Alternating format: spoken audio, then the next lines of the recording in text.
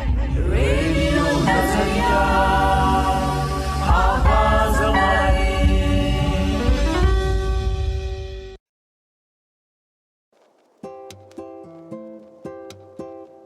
નમસ્કાર દોસ્તો, કેમ છો મારા અમદાવાદીઓ? મને આશા છે કે તમે બધા મજામાં હશો અને તમે સાંભળી રહ્યા છો અમદાવાદ શહેરનું સૌપ્રથમ સામુદાયિક રેડિયો સ્ટેશન એટલે કે રેડિયો નઝર 107.8 આવાજ અમારી, અને હું છું તમારી મિત્ર મહેઝબીન. આજનો ખાસ રેડિયો પ્રોગ્રામ જેનું નામ છે વાત સહભાગીદારીની શક્તિ કિશોરીઓની, એપિસોડ 2 માં તમારું હાર્દિક સ્વાગત છે.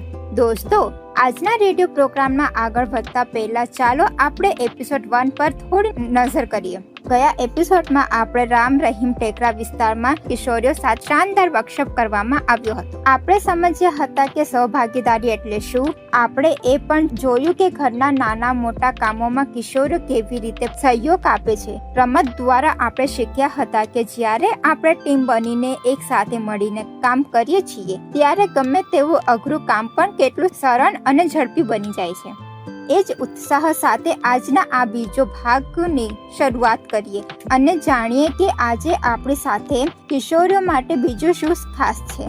અત્યાર સુધીનો વાતોમાં તો બહુ જ મજા આવી, પણ મિત્રો હજુ તો આપણી સાથે બીજી ઘણી કિશોરીઓ જોડાઈ છે. તો ચાલો આપણે હવે એ બીજી કિશોરીઓ પાસેથી જાણીએ કે તેઓ પોતાના ઘરના કામોમાં કેટલી આગળ પડતી સહભાગીદારી લે છે. તમારું નામ કહો અને તમારા વિષય જણાવો. મારું નામ માહી છે. હું ધોરણ 5માં ભણું છું. મારી શાળામાં બધા ટીચરો મને ભણાવે છે અને હું મોટી થઈને પોલીસ બનીશ. ઘરમાં કોઈ નવી વસ્તુ લાવ્યા પછી એને કઈ જગ્યા ગોઠવવી એનો આઈડિયા તમે આપો છો? હા, આપણે નવી વસ્તુ લાવ્યા પછી આપણે ઘરને સ્વચ્છ જગ્યા અને સારી રીતે મોકલવી, તોડફોડ ના થાય ત્યાં. જ્યારે ઘરમાં નવું મોબાઈલ કે ટીવી લાવવાનું હોય ત્યારે શું તમારી પસંદગી પૂછવામાં આવે છે? હા, અમારા ઘરે જ્યારે ટીવી અને ફોન લેવાનો હોય ત્યારે મારી પસંદગી પૂછવામાં આવે છે. મને મારા પપ્પા અને મારી મમ્મી પૂછે છે. ઘરની કોઈ નવી વસ્તુની ખરીદીમાં તમારી પસંદગી પૂછવામાં આવે છે? હા, મને મારે ઘરની પસંદગી પૂછવામાં આવે છે. તમે ઘરના કયા કામોમાં તમારી મરજીથી મદદ કરો છો અને કયા કામમાં તેમને પૂછવામાં આવે છે?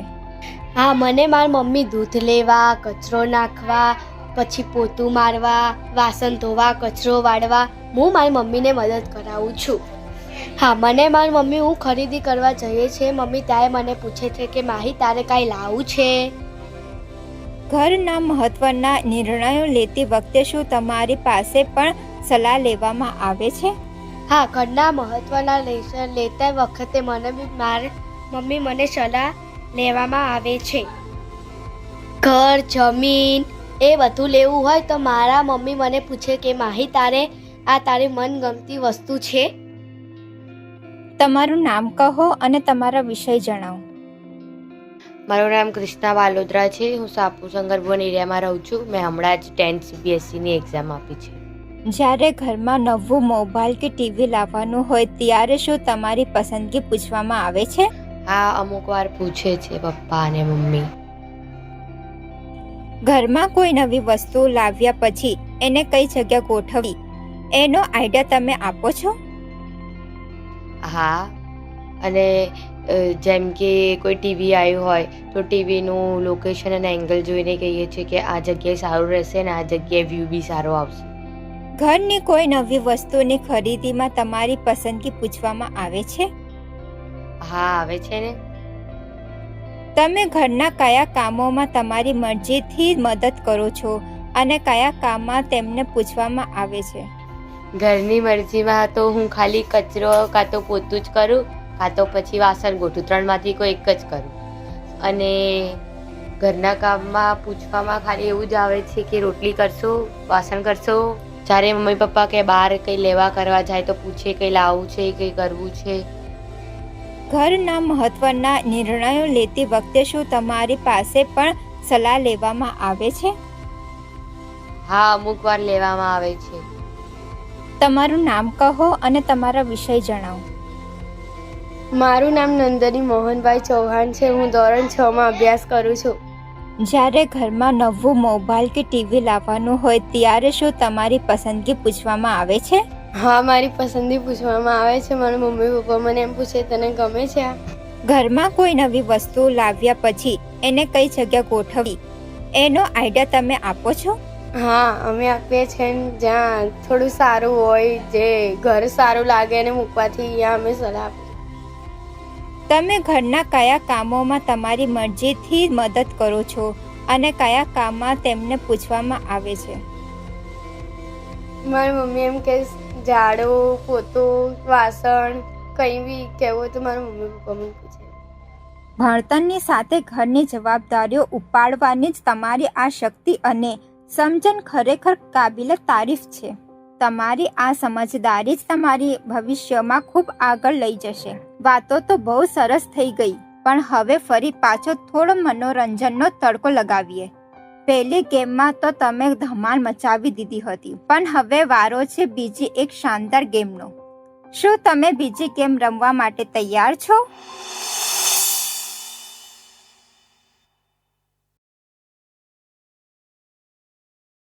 બીજી ગેમ રમીશું. આ વાળી ગેમ આપણે અહીંયા ક્લોઝ કરીશું. બે સર્કલ બનાવવાના છે. બે સર્કલ હાથ પકડીને સર્કલ બનાવો. ચલો ચલો એક સર્કલ बनाना है. हाँ पकड़ो. अभी सुनो, दोनों ग्रुप यहाँ पे देखिए. एक बीजाना हाथ छोड़્યા વગર આમ પકડવાનું છે અને ફેસ તમારો જે મોઢો છે એ સર્કલની અંદર. એકબીજાના હાથ છોડ્યા વગર ફેસ અંદર. ફેસ ને આમ છે આમ. પહેલા આમ કરી જાઓ.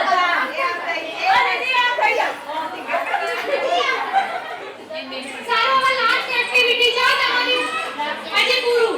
આ કેમમાં મજા આવી? હા. શું શીખ્યા મને? કેમમાંથી શું શીખ્યા? જો ગમે તેવી મુશ્કેલી आप लोगों ने बोले पर किसी ने आपको भागीदारी घर पर नहीं मिलती हो कोई भी टॉपिक पे तो आप लिख दो, आपका नाम नहीं पता चलेगा. लिख के फोल्ड करके देना, कोई किसी का पड़ेगा नहीं, ठीक है?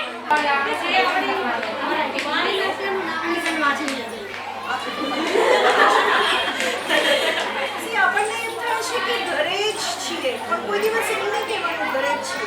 ઘરે મમ્મી રહે છે, ઘરે આખું કેટલું મોટું કામ કરે છે ઘરનું. તમે હમણાં કોઈ પૈસાદારની ઘરે જશો તો ત્યાં ઘર સંભાળવા માટે કેટલા પૈસા આપતા હશે એ લોકો?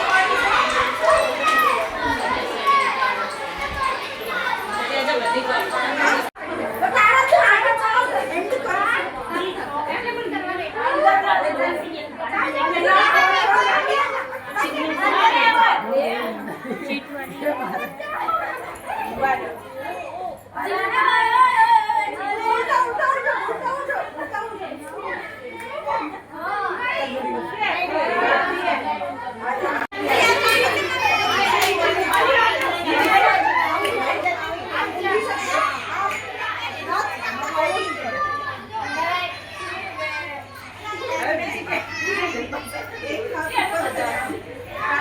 આમ પકડીને 2 ઇંચ આવે.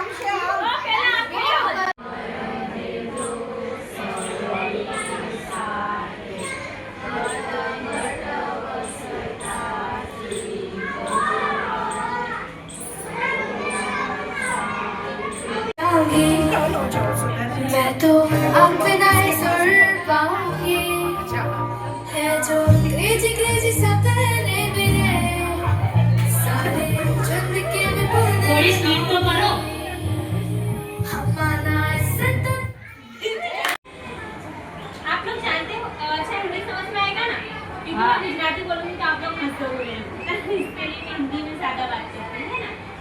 तो जैसा कि बहुत बहुत हम शुक्रिया अदा करते हैं हर बार, मानव गुजरात हमें बहुत सपोर्ट करती है, तो इस बार भी उनकी पूरी टीम का शुक्रिया अदा करते हैं हम ऐसा कि।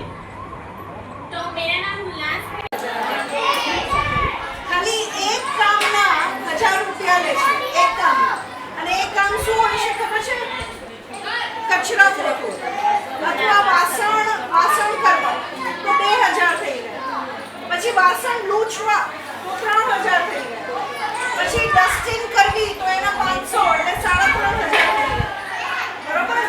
અને પછી રસોઈ કરવી તો એક ટાઈમ રસોઈના કેટલા આપે છે? 5000 એટલે 8000, 8500 થઈ ગયા. એમ કરી એક એક કામ કરી તમે વિચારો કે જો આપણે ઘરે કામ કરીએ છીએ તો આપણને આટલા પૈસા મળે છે? નથી મળતા ને. પણ આપણે ઘરના કેટલા પૈસા બચાવીએ છીએ? પણ આપણે પોતાના ઘરના કેટલા પૈસા બચાવીએ છીએ જાતે કામ કરીને, એ આપણને અહેમિયત નથી આપતા. જ્યારે બધા કહે ને કે મમ્મી તો ઘરે જ છે અથવા તો હું કંઈ કરતી નથી, હું ઘરે જ છું, તો એ કાંઈ જ નથી. એ બહુ મોટું કામ છે. ક્યારેક તમે જે તમારા ઘરમાં જે કમાવાવાળા હોય છે ને એનાથી વધારે કામ કરી, પોતાના ઘરનું કામ કરી પૈસા બચાવો જોઈએ. એટલે કોઈ દિવસ એમ નહીં કહેવાનું. અન્ડરસ્ટુડ? તો આ જ કામ બહાર જઈને કરીશ ને તો 12000 15000 કમાઈશ. આપણે કોઈ દિવસ એવું નથી વિચારતા. પોતાનું કામને આપણે મમ્મીની સાથે જોડીશું તો ખબર પડશે કે આપણે કેટલું કમાવીએ છીએ, કેટલું વાપરીએ છીએ અને કેટલું બચાવીએ છીએ. अच्छा, आप में से कोई बताइए खड़े होकर कैसा लगा और क्या सीखने मिला, या बैठे बैठे ही बताइए। बहुत डिफिकल्ट टास्क है, खड़े होकर. हाँ, फिर मुझे लगा नहीं हो पाएगा। बताइए, कोई भी शुरू कर सकता है आप में से। अच्छा, ये बताइए हमने क्या क्या किया वही बता दीजिए। चलिए,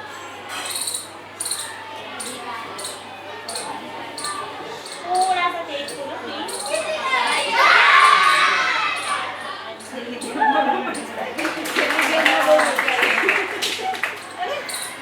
આપણે આ તો ગેમમાં અમે રમીએ. લોકો કન્ફ્યુઝ થઈ ગયા હતા, તો તમે આવીને અમને શીખવાડી.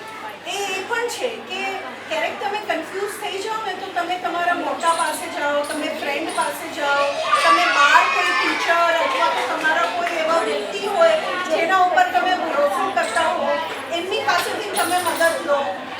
એટલે કોઈ પણ પ્રોબ્લેમનો સોલ્યુશન હોય છે, પણ સોલ્યુશન કાઢતા આપણે આવડવું જોઈએ.